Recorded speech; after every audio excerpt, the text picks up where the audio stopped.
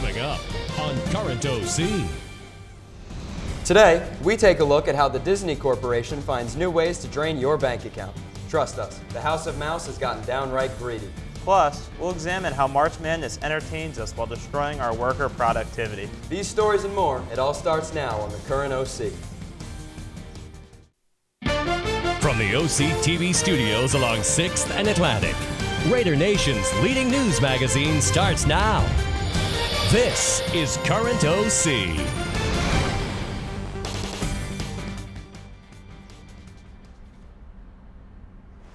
Hello and welcome to the Current OC. I'm Charlie Costel. And I'm Alec Wisniewski. Welcome to another March edition of the Current OC.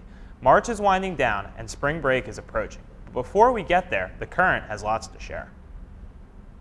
Speaking of spring break, for decades, families across the globe trek to Disney theme parks to provide their families with an unforgettable family vacation.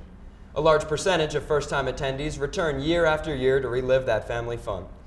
Sadly, the last decade has seen a huge explosion in the park's popularity, resulting in packed parks with long lines. Disney's solution to a packed park? Keep raising the price of admission and amenities, year after year, month after month, in hopes to thin out the ever-growing Disney herd. Has it worked? Yes. Less people in the park and more revenue due to the price hikes. The price gouging has worked, until now. It seems Mickey and Minnie's latest attempt to empty your pockets has backfired. Or has it? The Current OC investigates the new park upcharge called Genie Plus. Walt Disney had always prided himself in making sure the average American family could enjoy all of his parks. From the wild and treacherous Mount Everest to the goofy ghosts of the Haunted Mansion, Walt wanted to make sure that everyone could step into the world of their favorite franchises. But now, the Disney parks have gone in a bit of a different direction. In early December of 2021, Disney rolled out their new solution to the FastPass problem. The Disney Genie is a brand new system that allows the average consumer to enjoy the parks by giving helpful tips to get the most out of your stay. Plus, with no extra charge, you have access to a paid express lane service known as Lightning Lane. This Lightning Lane can help you get to as many rides as possible during your stay. Every Disney park reservation comes with the free version of the Disney Genie. Some positives about the free version of the service is that for the more inexperienced Disney goers, this could improve your trip. The ability to see wait times no matter where you were in the park was something that I constantly took advantage of. And it helped me get on rides with long wait times, like the Tower of Terror and Test Track. However, that's where the positives end for me. The virtual assistant and mobile order features barely ever worked and would constantly give us the wrong times or would just straight out crash.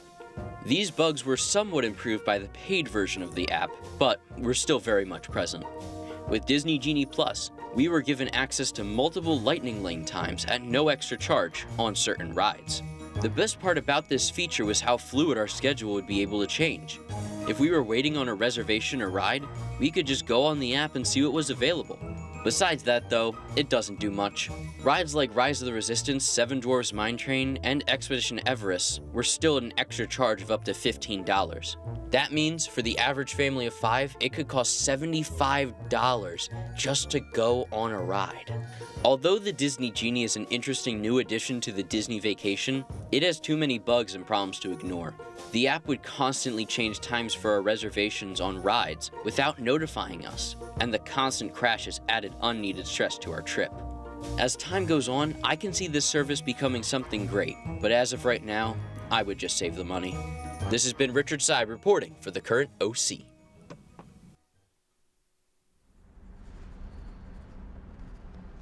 Oh geez, sorry. I cannot believe Kentucky lost. My NCAA bracket is totally ruined. Well, I need to get back to work here. Speaking of getting back to work, the Current OC exposes the ugly truth that goes along with the fun of basketball's March Madness. It seems that the month of March not only marks a great college month for college basketball, but it also causes a devastating plunge in Americans' working productivity. Oh, hey, didn't see you there. Can you guess which month is the least productive? I bet you're guessing it's December because of Christmas, or June because school ends and summer begins. But actually, neither of those are right.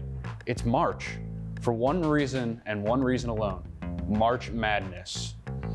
The basketball craze seems to affect everyone in the workplace, and productivity plummets because of it.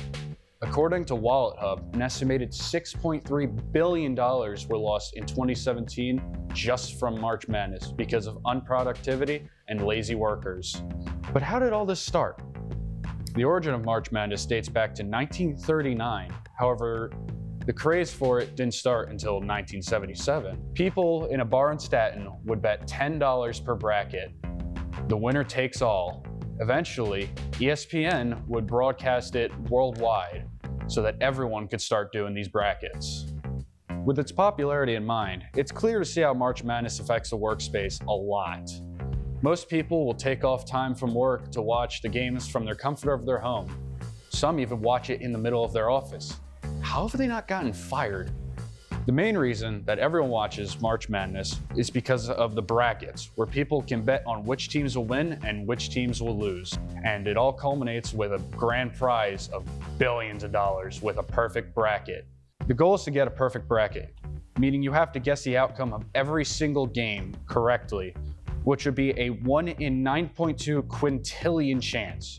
In other words, you're more likely to be struck by lightning. And yet people still spend years of their lives gambling, praying that they win that prize. Why? March Madness is a questionable time, to say the least. It's a full month of basketball, betting, and brackets, as well as a very big loss in productivity.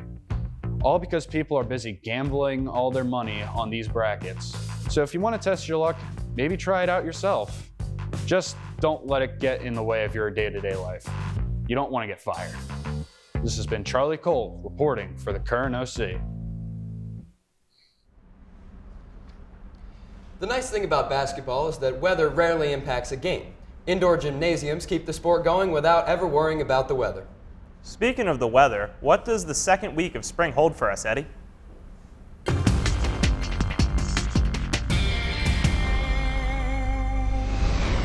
Good morning, Ocean City. I wish I could say it was warm and beautiful outside today, but that is not the case. It is cold and frigid.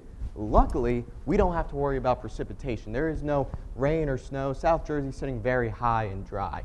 However, it's the temperatures you want to worry about. As you can see from our current conditions, I'm sure you've already noticed on the drive in, we are sitting close to almost 30 degrees Fahrenheit. Now, I know the other week I said spring was here and it was here to stay.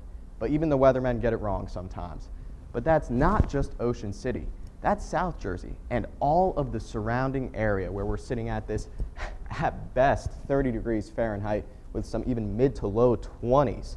Now, luckily, we are looking at a much better week this week than last week. We got some sun early on with a little bit of rain and showers coming later in the week and a bit of a mixed bag for the weekend. But if you plan on going outside today, bring a jacket, bring a scarf. Heck, I'd even recommend some mittens. Well, that will do it for us on this edition of the Current OC. Look for us at the beginning and the end of April for more episodes. Remember to log on and catch all of our shows and additional content by visiting oc-tv.org. We're also on Twitter, Facebook, and Instagram at OCNJTV, so be sure to like our page and follow us there too. We leave you now with a sneak peek from our upcoming OCHS spring musical, The Drowsy Chaperone. Get out there and see the show and support our drama guild. And as always, thanks for watching. Actually, it doesn't really